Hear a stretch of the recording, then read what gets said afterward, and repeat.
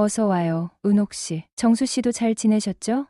은옥 씨는 반갑게 웃으며 나를 맞이했다. 못 본 사이 더 이뻐지신 것 같아요. 아이, 부끄럽게. 정수 씨는 참, 그녀는 42살, 은옥 씨의 남편은 47살로 나는 그를 형님이라고 불렀다. 은옥 씨, 반주로 술 한잔 하시죠? 당신은 어때? 난 좋아요. 은옥아, 너는 괜찮겠니? 집에 가야 해서 많이는 안 되고 반주 정도는 괜찮아요. 취하면 집에 데려다 줄 테니 오늘 하루는 양껏 마셔보자. 우리 집에서 자고 가도 되고 내 남편 출장 갔으니 상관없잖아? 에이, 빼지 말고 더 마셔요. 주말인데 어때서? 그럼 오랜만에 맘 편히 한잔 해볼까? 마누라가 냉장고에서 술을 꺼내 거실에 술판을 버렸다. 술이 몇 잔 더 돌자 아내가 입을 열었다. 예. 너네 남편은 웬 출장을 그렇게 자주 가니? 그러게, 무역회사에 다니니 하는 일이 그럴 수밖에 접대하고 출장 가고. 기남이 넌 좋겠다. 정수 씨는 출장이 없으니까. 예. 출장은 없어도 사업한다고 퇴근 시간도 없이 늦게까지 일하잖아. 일주일에 서너 번은 밤 11시 넘어서 들어오니까. 맞아요. 출장만 없다 뿐이지. 평일에 집에서 저녁을 언제 먹었는지 기억도 안 난다니까요. 술에 약한 아내가 술 한 잔을 더 하자 친구가 있어도 말이 많아지기 시작했다. 시간도 많이 늦었는데 은호가 너 우리 집에서 자고 가. 집에 가봐야 아무도 없잖아. 안 돼. 잠은 집에 가서 자야지. 은옥 씨가 일어나면서 약간 비틀거리며 말했다. 그러지 말고 작은 방에서 자고 가자는데도 자기도 괜찮지? 응. 나야 상관없지. 우리 신랑이 괜찮대. 자고 가. 아니, 내가 신경 쓰여서 안 돼. 그만 가볼게. 비틀거리는 은옥 씨가 현관 쪽으로 향하자 아내가 조바심을 내며 말했다. 그럼 자기가 은옥이 집까지 좀 데려다 주었다 갔다 하면 20분이면 되잖아? 그래, 알았어. 은옥 씨, 잠깐만요. 나는 안방으로 들어가 겉옷과 지갑을 챙겨 나왔다. 아파트 단지를 벗어나며 비틀거리는 은옥 씨의 한쪽 팔을 잡고 걸어가는데 마치 데이트하는 기분이 들었다. 정수 씨는 참 다정하신 것 같아요. 술에 취해 비틀거리는 은옥 씨가 갑자기 입을 열었다. 네, 저요? 네, 우리 친구들이 남편들 이야기하면 기남이를 많이 부러워해요. 사업해서 돈 잘 버시겠다. 기남이한테 다정다감하겠다. 애들한테도 잘해주겠다고요. 우리 친구들 사이에선 그래도 정수 씨가 1등 남편이에요. 1등 남편이라고요? 난 살면서 공부 한 번도 1등 못 해본 사람이에요. 결혼 전에는 다들 좋다고 결혼하지만 막상 살아보면 흠이 다 보이잖아요. 근데 정수 씨는 그런 것 없이 한결같아요. 아뇨, 저도 단점 많아요. 형님도 좋은 분이시잖아요. 연애할 때는 좋은 사람이었는데 결혼하고 살다 보니 점점 멀어지네요. 바쁘시니까 그렇겠죠? 하기야 사시사철 출장이니. 은옥 씨가 한숨을 쉬며 말했다. 참 정수 씨, 애인 있으세요? 애인? 갑자기 무슨 소리야? 혹시 우리 아내가 시킨 건가? 아뇨, 전혀 없어요. 절대 그런 거 없어요. 그냥 궁금해서 물어본 거예요.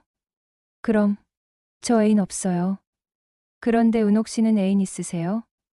어머, 딴 말 하시는 거 봐. 저는 하루 종일 집에만 있는 전업주부인데 애인을 어디 가서 만들어요? 그러시면서 저한테는 왜 애인이 있다고 넘겨짚으세요? 정수 씨는 워낙 성격 좋으시고 돈도 잘 버시고 하니까 여자들이 많이 좋아할 것 같아서요. 그렇지도 않아요. 제가 처음 보는 여자들 앞에선 좀 소극적인 편이거든요. 그래요? 그나저나 우리 이렇게 단둘이 걸으니 데이트하는 것 같죠? 그쵸? 난 진작부터 은옥 씨와 데이트하는 기분이었어요. 정수 씨는 참 편하게 느껴져요. 오늘 정말 즐거웠어요. 즐거웠다니 다행이네요. 그럼 잘 들어가세요. 그날은 그렇게 은옥 씨와 나의 데이트가 마무리됐다. 다소 어색하고 미묘한 기분도 있었지만 한편으로는 왠지 그 순간이 즐겁기도 했다. 안녕하세요. 올해 45살, 자영업을 하는 평범한 유부남입니다. 30대 초반까지 미혼으로 지내다가 사촌 형님의 결혼식에서 신부 측 친구와 눈이 맞고 연애 2년 끝에 결혼했죠. 벌써 결혼 11년 차. 8살 된 아들 하나와 행복하게 살고 있습니다. 아내에게는 학창 시절부터 함께 자주 지내던 영혼의 단짝 친구가 있는데 그 친구가 재작년 우리 동네로 이사 오면서 가족끼리 자주 왕래하게 되었습니다. 주말마다 함께 캠핑을 가거나 가족 여행을 다니며 즐거운 시간을 보냈죠. 그러던 어느 날 우리 집에서 넷이서 술을 마시다 보니 아내는 잠이 와서 먼저 방으로 들어가고 은옥 씨의 남편은 전날 회사 회식 때문에 피곤해서 먼저 집에 가게 되었어요. 그렇게 두 사람은 남게 되었습니다. 은옥 씨, 오늘도 우리 둘만 남았네요. 끝까지 달려볼까요? 네, 좋아요. 짠. 술을 한 잔씩 더 나누며 이야기를 나누다 보니 아무래도 오랜 친구라 그런지 자연스레 개인적인 이야기까지 흘러갔습니다. 부부관계 얘기도 서슴없이 꺼내게 되었죠. 신랑이 밖에 자주 나가니까 사는 재미가 없네요. 기남이는 행복하겠네요. 은옥 씨도 애인 하나 있으면 좋겠어요. 외롭게 사시는 것 같아서요. 호호. 가끔은 애인 있었으면 좋겠다고 생각도 해요. 그게 다 생각뿐이지만요. 그렇게 말하면서 웃고 있는데 저는 또 물어봤죠. 정수 씨는 애인 생기면 좋겠어요? 기남이 하나로 만족 못하겠어요? 만족이라는 게 아니라 가끔 집사람이 옆에 있어도 외로울 때가 있더라고요. 아, 바람 피고 싶다는 거군요. 바람은 아니고요. 그게 바람이죠. 호호. 오늘도 우리 둘만 남았네요, 은옥 씨. 네. 둘이서 끝까지 달려볼까요? 은옥 씨는 술잔을 들며 웃었다. 뭔가 그 웃음이 평소와는 조금 다른 느낌이었다. 술을 한 모금 마시고 나는 슬쩍 그녀를 살펴보았다. 밝고 즐거운 성격이지만 오늘은 조금 더 차분해 보였다. 왜 이렇게 두 사람이 남았을까 하는 그 미묘한 감정이 둘 사이에 흐르기 시작했다. 우리가 계속 술을 마시고 이야기하다 보면 언제 그랬냐는 듯 서로의 이야기가 좀 더 개인적으로 변해갔다. 정수 씨, 사실은 저도 가끔 외로워요. 은옥 씨가 갑자기 진지한 톤으로 말했다. 그 말에 나는 깜짝 놀랐다. 외롭다고요? 네. 은옥 씨는 술잔을 다시 채우며 한숨을 쉬었다. 남편도 회사 회식이 많고 집에 오면 피곤해서 그런지 대화도 잘 안 돼요. 그럴 때가 있어요. 나는 고개를 끄덕였다. 그럴 때 있죠. 나도 아내랑 있을 때도 가끔 외로움을 느껴요. 그냥 옆에 있어도 뭔가 좀 허전할 때가 있죠. 그때 은옥 씨가 나를 향해 쓱 다가왔다. 어색한 거리감이 한순간에 사라지고 두 사람 사이에 알 수 없는 긴장이 감돌았다. 그렇죠. 정수 씨도 그런 기분이 들 때가 있구나. 그런 기분은 누구나 느끼지 않나요? 그냥 가끔 그런 순간이 있잖아요. 내가 얼버무리며 대답했지만 내 목소리가 평소보다 조금 떨리는 것을 느꼈다. 그때 은옥 씨가 술잔을 들며 웃었다. 정수 씨, 애인 생기면 좋겠다고 생각한 적 없어요? 애인? 아니, 그런 건 아니고. 나는 얼른 말을 돌리려고 했지만 은옥 씨는 웃으며 말을 끊었다. 왜요?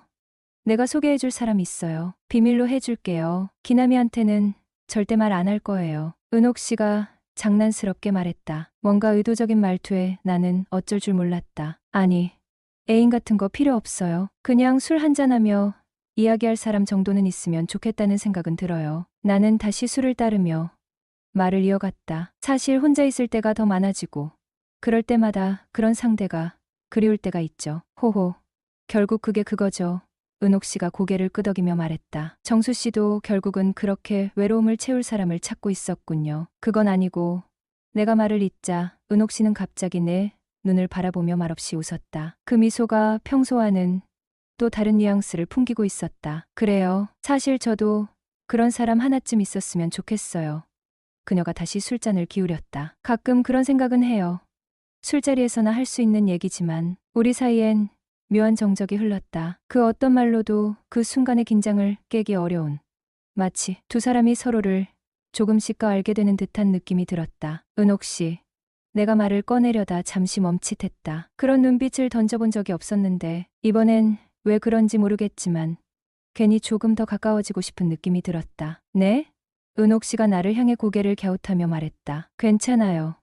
내가 한숨을 쉬며 말을 끝냈다. 이 정도가 딱 좋은 것 같아요. 서로 너무 기대거나 너무 가까워지면 안 되잖아요. 은옥 씨가 살짝 미소를 지으며 말했다. 그렇죠. 그게 우리가 가진 거리죠. 이 거리감이 딱 좋은 거겠죠? 그 미소와 말투에서 무언가 아리송한 기운이 감돌았다. 나는 속으로 복잡한 감정을 누르며 마시던 술을 다시 한 잔 들이켰다. 둘 사이의 미묘한 기류가 점점 더 진해지면서 그날 밤은 더욱 특별한 기억으로 남을 것 같았다. 3주 후 그 캠핑은 또 다른 전환점을 맞이했다. 밤이 깊어지면서 바베큐 파티는 끝이 났고 술잔만 계속해서 돌았다. 아내와 은옥 씨의 남편은 피곤하다며 먼저 자러 들어갔고 나는 술 기운에 조금씩 기분이 올라가며 은옥 씨와 남겨졌다. 그 상황은 아무렇지 않은 척하려 했지만 이상하게 두 사람만 남게 된 그 순간 공기가 묘하게 달라지기 시작했다. 정수 씨, 밤이 깊었는데 화장실 가고 싶어요. 너무 어두워서 무섭네요.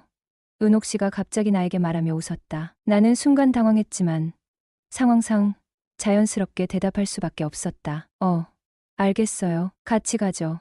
내가 살짝 웃으며 대답했다. 사실 남의 아내를 화장실까지 에스코트하는 건 좀 어색했지만 그때는 그냥 그렇게 하기로 했다. 그래서 우리는 둘이서 조용히 숲속의 화장실로 걸어갔다. 어두운 밤, 숲속의 기분 나쁜 정적에 묘한 긴장감이 흐르고 내 마음도 어쩔 줄 몰라 살짝 떨렸다. 그녀가 갑자기 나에게 팔짱을 끼자 나는 본능적으로 움찔했다. 순간 이건 좀 아닌 것 같다고 생각했지만 은옥 씨는 그냥 웃으며 내 팔짱을 풀어버렸다. 누가 보겠어요. 이런 야심한 밤에. 걱정 마세요.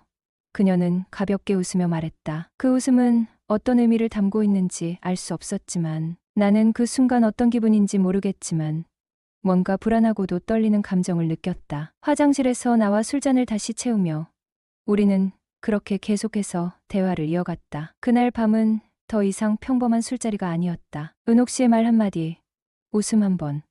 그 모든 게 어쩐지 내게 너무 가깝게 느껴졌다. 자꾸만 둘만의 세계로 빠져드는 것 같았고 그렇게 되면 결국 어디로 튈지 모른다는 걸 알기에 내내 불안한 마음이 들었다. 그 이후로도 은옥 씨와 단둘이 만나게 되는 일이 점점 더 많아졌다. 그럴 때마다 내 마음은 불안해졌다. 나도 남자라서 그냥 얘기만 나누는 사이일 수 없다는 걸 알고 있었다. 그럼에도 불구하고 은옥 씨와의 대화가 너무 즐겁고 점점 더 끌리게 된다는 사실을 부인할 수 없었다. 이러다 진짜 사단 나겠네.